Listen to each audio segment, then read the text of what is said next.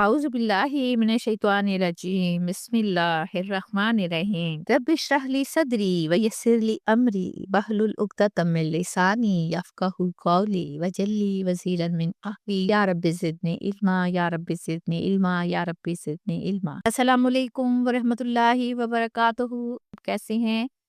مجھے امید ہے آپ خیریت سے ہوں گے، ہم لوگ بھی یہاں خیریت سے ہیں۔ آپ کے لیے بہت ساری دعائیں، اللہ تعالیٰ آپ کو اپنے حفظ و امان میں رکھے، آپ کے لیے آسانیاں پیدا کرے۔ مشکل وقت ہے اگر تو اس کو اللہ تعالیٰ صبر سے کاٹ دے اور آنے والے دنوں میں خوشحالی کا دور دورہ ہو، اور آنے والی نسلوں میں ہماری اللہ تعالیٰ دائیں دین پیدا کرے۔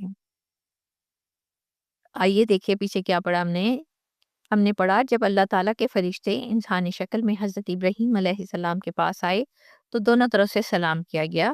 پھر جب انہیں کھانا پیش کیا گیا تو حقیقت کھلی کہ وہ انسان نہیں، فرشتے ہیں۔ فرشتوں نے حضرت ابراہیم علیہ السلام اور حضرت سارہ علیہ السلام کو حضرت اسحاق اور حضرت یعقوب کی خوشخبری دی۔ آج ہم پڑھیں گے سورہ ہود کی آیت نمبر 73۔ قالو آتعجبین، انہوں نے کہا فرشتوں نے کہا کیا تو تعجب کرتی ہے؟ حضرت ابراہیم علیہ السلام کی بیوی سے کہا من امر اللہ، اللہ کے حکم سے، رحمت اللہ، اللہ کی رحمت، و برکاتہ، اور اس کی برکتیں نازل ہوں علیکم، تم پر، اہل البیت، اور تمہارے گھر والوں پر، انہ حمید مجید، بے شک وہ تعریف کیا گیا ہے، بڑی شان والا ہے۔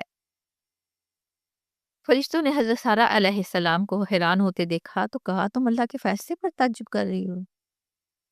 اس گھر کے مکینوں، تم پر اللہ تعالیٰ کی رحمت ہو، اس کی برکتیں ہوں۔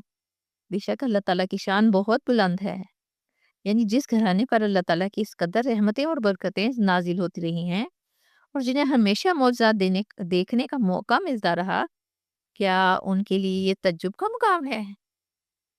بلکہ ان کا تعجب کرنا خود قابل تعجب ہے۔ دیکھیے حضرت سارہ علیہ السلام کا جو حیران ہونا تھا فطرے انسانی کے عین مطابق تھا۔ کوئی بھی ہوتا تو اسے ہوتا نا کہ یہ میں تو اب بوڑھی ہو گیا، میرے عام بچہ کیسے پیدا ہو سکتا ہے۔ اب بڑھاپے میں اولاد کی خوشخبری سن رہی تھیں، فرشتوں نے اس تعجب کو رد نہیں کیا، بلکہ توجہ دلائی کہ اللہ تعالیٰ کے فیصلے انسانی اندازوں کے پابند نہیں ہوتے۔ جب اللہ تعالیٰ کسی کام کا ارادہ فرما لیتے ہیں تو ان کے لیے کوئی ناممکن چیز کوئی باقی نہیں رہتی۔ یہاں امر اللہ سے مراد اللہ تعالیٰ کا حکم ہے۔ اس بات سے قرآن بار بار انسان کو اس حقیقت کی طرف لاتا ہے کہ اللہ کا نظام اسباب کے تابع نہیں ہوتا، بلکہ اسباب اللہ کے تابع ہیں۔ انسان جن چیزوں کو ناممکن سمجھتا ہے وہ اللہ تعالیٰ کے لیے بالکل معمولی ہیں۔ اللہ کی رحمت اور اس کی برکتیں، یہ دعا حضرت سارہ علیہ السلام کے لیے نہیں بلکہ حضرت ابراہیم علیہ السلام کے لیے ایک جامع دعا ہے۔ یہ ہم برکت سے مراد نسلوں تک پھیلنے والا خیر کا سلسلہ ہے، جس کا ظہور بعد میں حضرت اسحاق اور حضرت یعقوب کی صورت میں ہوا۔ یہی وہ گھرانہ ہے، آپ کو پتہ ہے، یہی وہ گھرانہ ہے جس سے آگے چل کر انبیاء کی ایک طویل اور مبارک سلسلہ وجود میں ہے۔ جتنے بھی نبی آئے تھے وہ حضرت اسحاق علیہ السلام کی نسل سے آئے تھے۔ بے شک اللہ تعالیٰ تعریف کے لائق بڑی شان والا ہے۔ حمید کا مطلب ہے وہ ذات جس کے ہر کام پر تعریف ہی بنتی ہے، چاہے انسان فوری طور پر اس حکمت کو نہ سمجھ سکے۔ جیت سے مراد وہ عظمت والی ذات ہے جس کے فیصلے شان، بکار اور حکمت سے بھرے ہوتے ہیں۔ سورہ ہود کی آیت نمبر 74 اور 75 پڑھتے ہیں فَلَمَّا ذَهَبَ، پھر جب چلا گیا، ان ابراہیم مرو ابراہیم سے خوف یعنی کہ ڈر جاتا رہا، فَجَاءَتْهُ الْبُشْرَىٰ، اور آ گئی اس کے پاس خوشخبری، یعنی کہ ان کی اولاد کی بھی خوشخبری آ گئی۔ یجادلونا، وہ جھگڑنے لگا ہم سے، کس سے؟ فرشتوں سے، کس بارے میں؟ فی قوم لوط کے قوم کے بارے میں۔ اگلی آیت ہے ان ابراہیم، بے شک ابراہیم علیہ السلام، لا حلیم، نہایت بردبار، اواہ منیب، بہت آہوزاری کرنے والے اور رجوع کرنے والے ہیں۔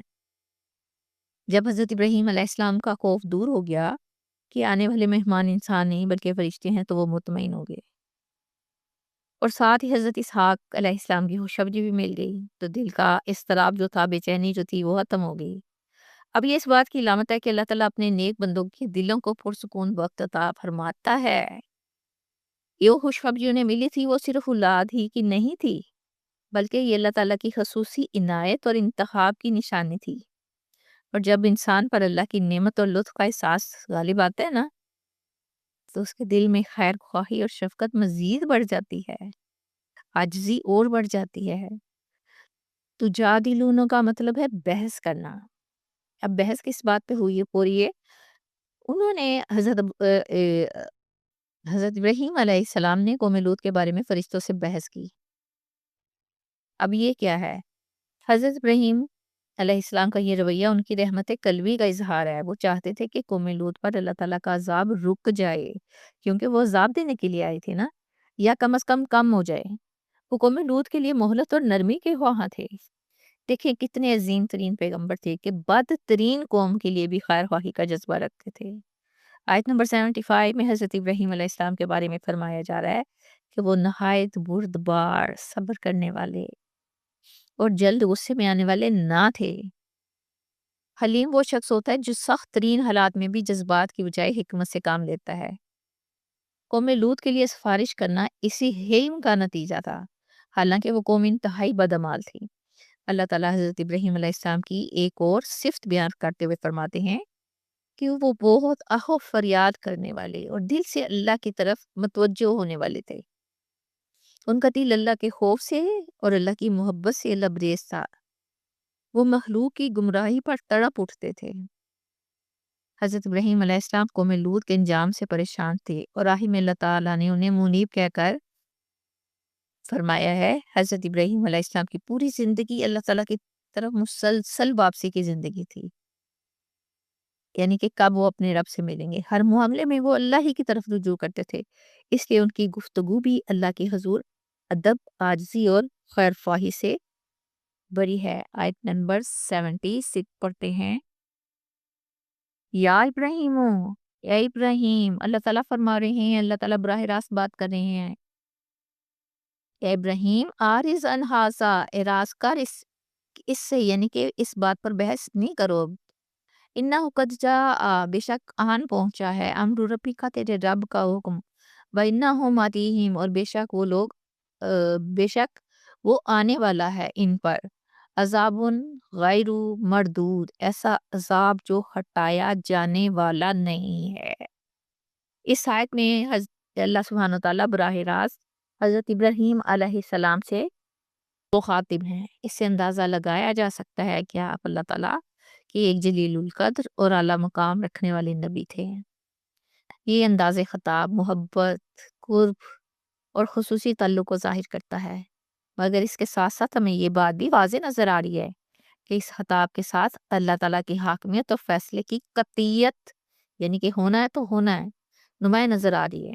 اللہ تعالیٰ نے فرماتے ہیں کہ اس بات سے رک جاؤ ابراہیم، اس گفتگو کو یہی ختم کرو۔ نہایت شفقت سے اللہ تعالیٰ آپ کو سمجھا رہے ہیں کہ اب مزید سفارش کی گنجائش باقی نہیں رہی۔ یہاں نظر آ رہا ہے کہ رحمت کا دروازہ بند ہونے اور عدل کا فیصلہ نافذ ہونے جا رہا ہے۔ یہاں یہ بتانا ضروری ہے کہ حضرت لوط علیہ السلام حضرت ابراہیم علیہ السلام کے بھائی ہاران کے بیٹے تھے، یعنی حضرت ابراہیم کے بھتیجے تھے۔ وہ شروع سے ہی حضرت ابراہیم علیہ السلام کے ساتھ رہے، انہی کے ساتھ ہجرت کی، انہی کی صحبت میں وہ نبوت کے منصب تک پہنچے۔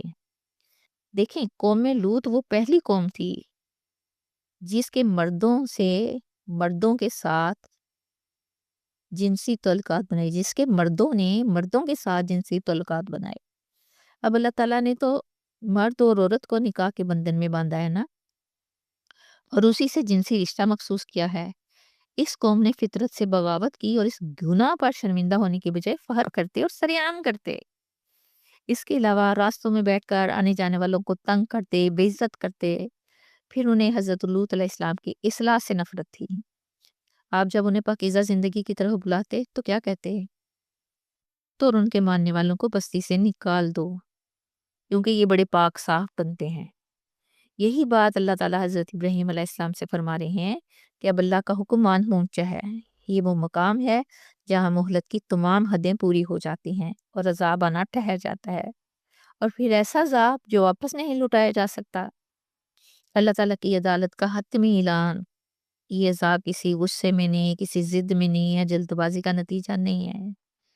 بلکہ طویل مدت مسلسل انکار اور اخلاقی تباہی کے بعد آتا ہے۔ اللہ تعالیٰ ہمیں سیدھے راستے پر چلنے کی توفیق دے، آمین۔ اسی کے ساتھ میں اجازت چاہتی ہوں، ہنستے رہیے، بستے رہیے، خوش رہیے، بات رہیے، اللہ کے امان میں رہیے، اللہ حافظ۔